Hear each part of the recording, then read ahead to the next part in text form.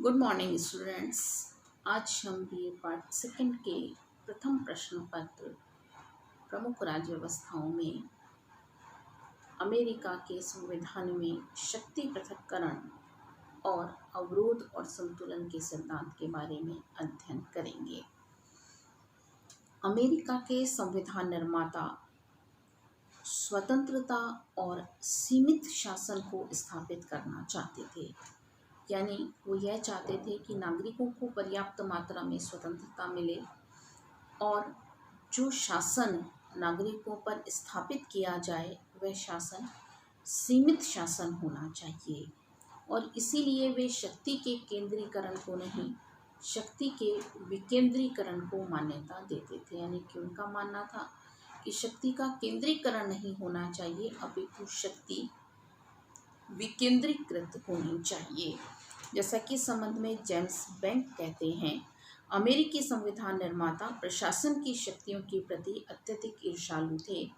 उनका विश्वास था कि जितनी अधिक शक्ति होती है उतना ही अधिक उसके दुरुपयोग की संभावना बन जाती है। यानी कि अगर एक जगह शक्ति ज़्यादा निहित होगी, कोई भी अगर अधिक आवश्यकता से अधिक शक्ति संपन्न होगा तो तानाशाही स्थिति जन्म ले सकती है।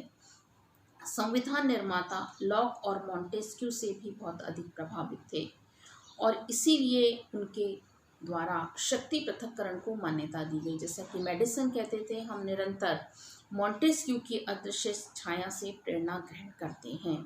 शक्ति पृथक्करण और अवरोध और संतुलन, इन दोनों को हम अलग अलग रूपों में देखेंगे।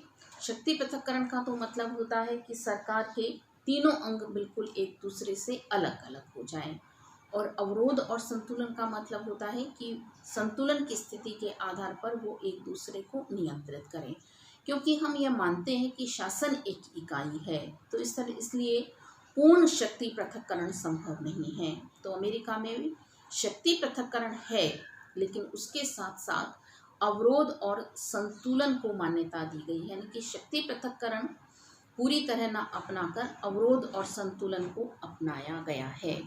शक्ति पृथक्करण के अंतर्गत हम ये देखते हैं कि अमेरिकी विधान निर्माताओं ने ही शक्ति पृथक्करण को मान्यता दी थी, और इसके अंतर्गत जो प्रथम 3 अनुच्छेद हैं उन 3 अनुच्छेदों में ही स्पष्ट कर दिया था कि सरकार की जो शक्तियां हैं वह अलग अलग भागों में केंद्रित होंगी। जैसे कि अनुच्छेद 1 में समस्त विधायी शक्तियां कांग्रेस को दी, अनुच्छेद 2 में समस्त कार्यपालिका शक्तियां राष्ट्रपति को दी, और अनुच्छेद 3 में समस्त न्यायिक शक्तियां न्यायपालिका को दी।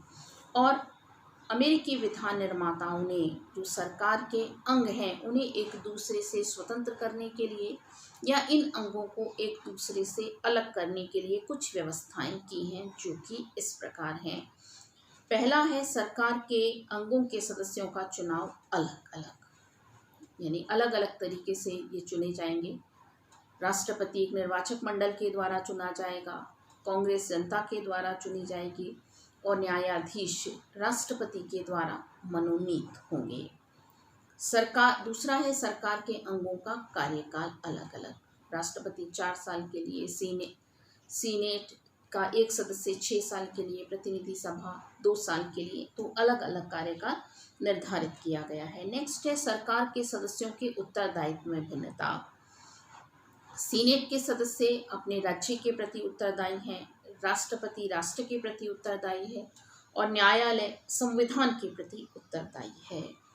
नेक्स्ट है, सरकार के सदस्य एक ही अंग के सदस्य, यानी कार्यपालिका सिर्फ कार्यपालिका का सदस्य है, व्यवस्थापिका के सदस्य सिर्फ व्यवस्थापिका के सदस्य हैं, न्यायपालिका के सदस्य सिर्फ न्यायपालिका के सदस्य हैं। तो यानी सरकार के जो ये अलग अलग अंग हैं उनके जो सदस्य हैं वे प्रमुख रूप से अलग अलग एक ही अंग के सदस्य हैं। ऐसा नहीं जैसे संस्थात्मक शासन में होता है कि वही मंत्रिमंडल का सदस्य भी है और वह संसद का सदस्य भी है। जैसे कि फाइनर कहते हैं, अमेरिकी विधान निर्माता शक्ति पृथक्करण को मान्यता देते थे और वर्तमान समय में यह विश्व की सबसे शक्ति पृथक्करण की महत्वपूर्ण व्यवस्था हमें अमेरिकी विधान में नजर आती है। लेकिन जैसा आपको आरंभ में कहा कि शासन एक इकाई होती है और इसीलिए इस शासन में अवरोध और संतुलन को भी मान्यता दी जाती है। तो यहाँ भी संतुलन, अवरोध और संतुलन को प्रमुख रूप से स्वीकार किया गया है, या जिसे हम नियंत्रण और संतुलन कहते हैं उसे स्वीकार किया गया है।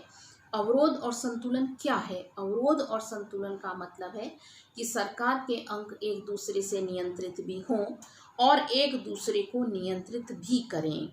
यानी संतुलन का मतलब है कि शासन के जो अंग हैं वो एक दूसरे से जुड़े हुए हैं। अगर शासन का कोई भी अंग तानाशाही स्थिति को मान्यता देता है तो दूसरा अंग उसे उसकी तानाशाही करने से रोक सकता है और शासन के कार्यों में व्यापक समझौते को मान्यता देता है। अवरोधों के कुछ उदाहरण हैं जो कि इस प्रकार हैं। पहला है कांग्रेस को नियंत्रित करने वाले अवरोध, यानी कुछ ऐसी स्थितियां जो कि कांग्रेस को तानाशाह होने से रोकती हैं। इसमें पहली क्या है? राष्ट्रपति को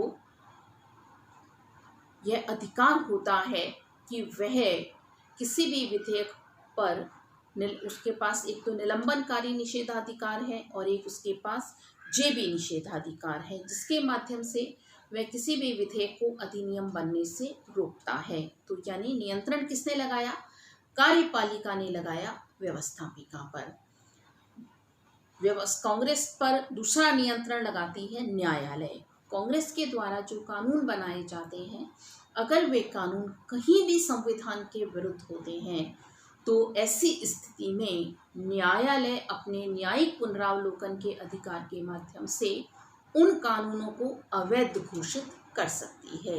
यानी न्यायालय के पास यह अधिकार है कि अगर अमेरिकन कांग्रेस ने कोई भी ऐसा कानून बना दिया जो किसी भी रूप में न्यायिक व्यवस्था, संवैधानिक व्यवस्था के प्रतिकूल है, तो न्यायालय उसे अवैधानिक घोषित कर सकती है। तो नियंत्रण दो लगे कांग्रेस पर, एक नियंत्रण है कार्यपालिका का और दूसरा नियंत्रण है न्यायपालिका का। नेक्स्ट है राष्ट्रपति को नियंत्रित करने वाले अवरोध। अब राष्ट्रपति को नियंत्रित करती है सीनेट।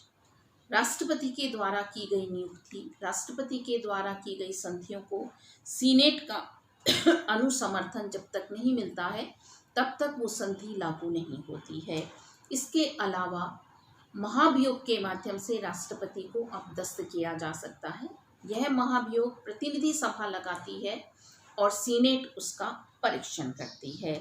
नेक्स्ट है न्यायालय को नियंत्रित करने वाले अवरोध। न्यायालय पर भी नियंत्रण लगाया जा सकता है और वो यह है कि अगर कोई न्यायाधीश अपने पद के अनुरूप कार्य नहीं करता है तो उस न्यायाधीश को महाभियोग के माध्यम से अमेरिकन कांग्रेस हटा सकती है। नेक्स्ट है कांग्रेस के दोनों सदनों का एक दूसरे के कार्यों पर अवरोध। प्रतिनिधि सदन और सीनेट, ये दोनों भी एक दूसरे को नियंत्रित करती हैं। प्रतिनिधि सभा ने अगर कोई गलत कानून प्रस्तुत किया तो सीनेट उसे रोकती है, सीनेट ने किया तो प्रतिनिधि सदन उसे रोकती है। नेक्स्ट है राज्य और संघीय सरकारें दोनों एक दूसरे के कार्यों को अवरुद्ध करती हैं। यानी राज्य सरकारें और केंद्र सरकार भी एक दूसरे को नियंत्रित करती हैं। तो इस तरह से कुल मिलाकर या निष्कर्षात्मक रूप में हम यह मानकर चलते हैं कि अमेरिका में पूर्ण शक्ति पृथक्करण नहीं बल्कि अवरोध और संतुलन है। यानी सरकार के ये तीनों अंग एक दूसरे से नियंत्रित होकर कार्य करते हैं। धन्यवाद।